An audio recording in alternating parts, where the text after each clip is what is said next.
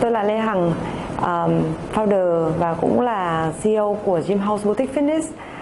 Là một cái doanh nghiệp mà tức là một người đang từ là làm văn phòng, sau đó thì chuyển sang làm một doanh nghiệp của mình. Thì trong quá trình đấy thì tôi gặp khá nhiều những áp lực, cũng như là cả những mối quan hệ cá nhân, ví dụ như mối quan hệ với cha mẹ, với con cái và trong gia đình. Nhiều khi mình cảm thấy là mình không tìm thấy được sự kết nối, không cảm thấy thực sự là cảm nhận được cái sự yêu thương. Thậm chí có những lúc mình cảm thấy áp lực đến mức độ là mình không cảm nhận được cả niềm vui hay là nỗi buồn trong cuộc sống. Thì đã có một thời gian tôi cảm thấy áp lực đến mức độ như vậy, gần như là vô cảm. Sau đó thì vô tình là một Giang Kết lại cũng là một người bạn cũ của tôi từ khi mà học đại học cùng với nhau. Và rất nhiều năm sau thì khi nhìn thấy nhau lại ở trên Facebook thì lại thấy Giang đã cũng giống tôi, là cũng đã dám dũng cảm để bước ra khỏi cái con đường quen thuộc của rất nhiều người của Việt Nam. Đấy là ra trường học đại học rồi đi làm và trở thành công chức văn phòng, sống cuộc sống ổn định. Nhưng bây giờ Giang cũng đang làm một nhà trị liệu tâm lý, và chính bản thân Giang cũng đã tìm thấy câu trả lời cho cuộc sống của mình chính từ cái sự nghiệp mới này. Tôi bị lay động bởi cái câu chuyện riêng của Giang, và vì thế mà tôi đã say hi một cái lời chào rất là kiểu vu vơ trên Facebook. Và cuối cùng chúng tôi lại kết nối trở lại, đi cà phê nói chuyện với nhau. Và thế là tôi biết được rằng là Giang cũng đang có những cái chương trình trị liệu tìm về đứa trẻ trong chính bạn, để có thể giúp cho cái người được trị liệu cảm thấy giải đáp được những cái câu hỏi mà có thể từ trước đến giờ mình không biết là tại sao mình lại cảm thấy như vậy, tại sao tôi cảm thấy áp lực như vậy, tại sao tôi không cảm thấy có một cái tình cảm mà sự kết nối gần gũi và ấm cúng với chính gia đình, bố mẹ và con của mình. Và chính vì thế mà tôi đã quyết định là ngỏ lời nhờ sự giúp đỡ của Giang để có thể có câu trả lời cho chính bản thân mình.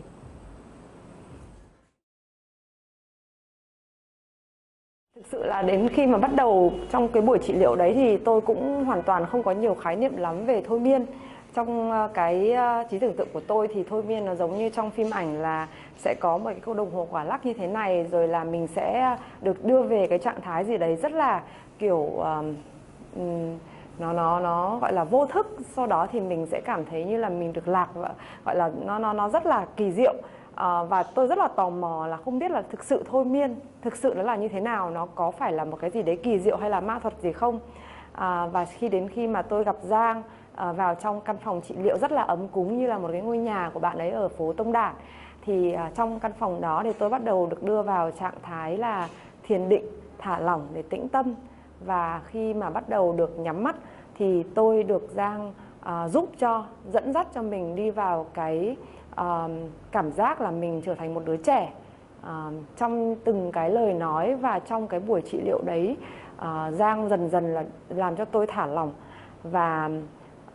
tôi được cảm nhận là bây giờ Hằng đang là một đứa bé 5 tuổi, 6 tuổi, 7 tuổi. Hằng cảm thấy thế nào? Tất cả được đưa về trạng thái là không phải là một cái gì đấy là ma thuật hay là như những gì tôi tưởng tượng ban đầu, mà nó hoàn toàn là một cảm giác thực sự là mình không dùng nhiều lý trí, mình không dùng gì đến tất cả những sự phán xét của quá khứ hay là của tương lai, mà mình hoàn toàn dùng cái sự cảm nhận của chính bản thân mình trong sự vô thức để mình quay trở lại, mình hình dung bằng hình ảnh, bằng có thể thậm chí là âm thanh và mùi hương về cái quá khứ đó. Và tôi được trở về với một đứa trẻ, lúc đó là mình đang là 7 tuổi, 8 tuổi, học lớp 4, học lớp 3, ngồi trong một cái căn phòng chung cư của một cái khu tập thể cũ ở giữa thủ đô Hà Nội. Và cái cảm giác của tôi là một đứa con một, khi mà mình ở trong, mình nhớ về từng cái cảm giác giống như mình được sống lại chính cái quá khứ là 20 mấy năm về trước. Tôi cảm thấy chính mình đang nhìn gần như là lên cái trần nhà, nhìn vào bức tường mà tôi đang vẽ rất là nhiều những cái họa tiết. Trong những cái buổi sau buổi học là tôi thường bị nhốt ở trong nhà cả ngày, gần như là ít đi chơi với bạn bè, ở với ông bà, và bố mẹ cũng rất là bận rộn nên không thể nào chăm sóc mình hoặc là nói chuyện với mình rất nhiều. Và lúc đó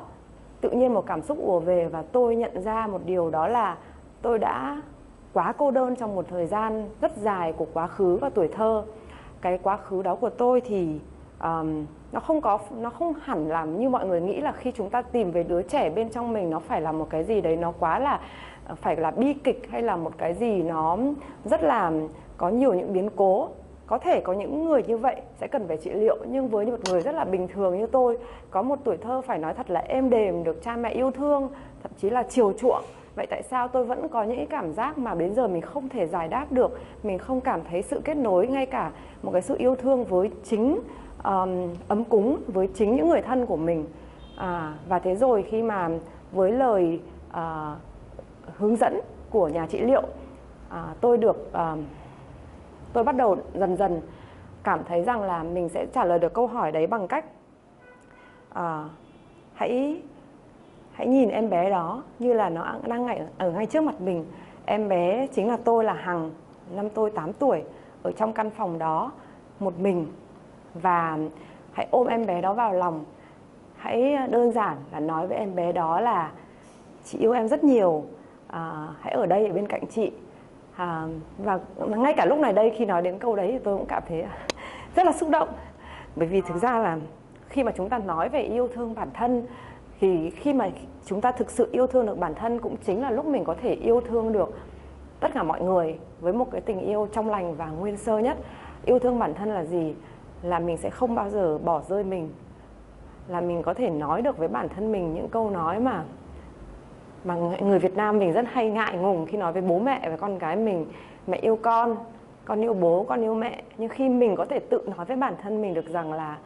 chị yêu em, tôi sẽ không bao giờ bỏ em, thì lúc đó là mình mới có thể dành được cái tình yêu thương đó và sự kết nối với bản thân mình, với chính cha mẹ, với gia đình và những người thân yêu xung quanh mình. Và lúc đó tôi đã giải đáp được cái câu hỏi mà tôi luôn luôn băn khoăn trong suốt thời gian dài. Đấy là tại sao mình không cảm thấy điều gì hạnh phúc cả. Tại sao mình luôn luôn cảm thấy có một sự xa cách, mình không thể kết nối gần gũi với những người thân yêu của mình. Là bởi vì là tôi đã không cảm nhận được một tình yêu thực sự ấm áp trong suốt cái quãng thời gian mình còn thơ ấu. Bởi chính vì thực ra là do lý do hoàn cảnh thôi, không phải lý do cha mẹ tôi không quan tâm, mà chỉ bởi vì hoàn cảnh một đứa con một rất là cô đơn, rất ít khi được tiếp xúc với mọi người, nó trở nên thu mình lại, nó luôn luôn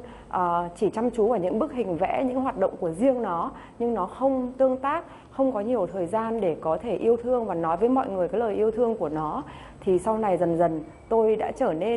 nên là nó quá là tách biệt với tất cả mọi người. Và sau một thời gian trị liệu cùng với Giang, buổi thứ 2, buổi thứ 3 thì tôi dần dần cởi mở được lòng mình ra. Mình cởi mở và mình có thể tự đối mặt với chính bản thân mình trong những giờ phút mình được thôi miên, mình được dùng cái sự cái vô thức, cái tư duy của sự vô thức của mình để có thể trả lời và tạo ra những khoảnh khắc mà mình giác ngộ được cho những câu hỏi của chính bản thân mình. Tại sao tôi tức giận? Tại sao tôi không kết nối được với mọi người? Và vâng, đó chính là những cái trải nghiệm mà tôi đã có khi trong những buổi trị liệu với Giang Kết. Và thôi miên đối với tôi nó không phải là cái gì đấy, nó là phép thuật hay là sự kỳ diệu gì cả. Nó đơn thuần chỉ là những giờ phút rất quý giá để bạn có thể được đối mặt và kết nối được với bản thân mình, không phán xét, không lo âu, không suy tư, mà thực sự là nhìn nhận mọi sự như nó vốn có và kết nối được với chính bản thân mình một cách sâu sắc nhất.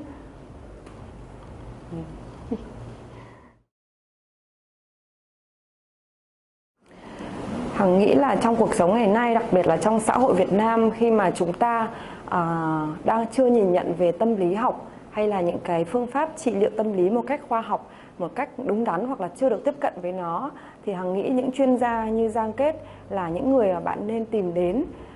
Bởi vì sau khi trải nghiệm những giờ trị liệu với Giang thì Hằng hiểu rằng là mình đang được rất là may mắn, bởi vì mình được trải qua những cái biện pháp trị liệu là khoa học và đã có sự kiểm chứng của khoa học về tâm lý học. Và bởi vậy mình Hằng cảm thấy là nó hết sức là hiệu quả, cũng như là mình thực sự là tin tưởng vào những phương pháp mà mình đã chọn lựa, chứ không chỉ đơn thuần là việc là mình vào những cái lớp học mà tất cả mọi người đều được đưa vào những cái giờ phút mà dạng như nói thế nào nhỉ, truyền cảm hứng rồi quyết tâm rồi các thứ khác. Nhưng mà bản chất khi chúng ta được truyền cảm hứng một cách vội vã như thế, trong khi chúng ta chưa hiểu được bản thân mình, chưa giải đáp được những cái câu hỏi sâu thẳm trong lòng mình là tại sao mình cảm thấy như vậy, thì có lẽ là chúng ta sẽ chưa giải quyết được tận gốc của vấn đề. Ngay cả khi chúng ta đi tìm những phương pháp để giải tỏa stress, những cái áp lực trong cuộc sống, mà chúng ta không thể giải quyết được những cái câu hỏi và những câu trả lời mà nó hằn dấu của mình từ trong quá khứ, trong tuổi thơ, thì mình rất là khó có thể giải quyết được cái vấn đề đó. Và Hằng nghĩ là tất cả những người bạn của mình ở ngoài kia, các bạn đang gặp rất nhiều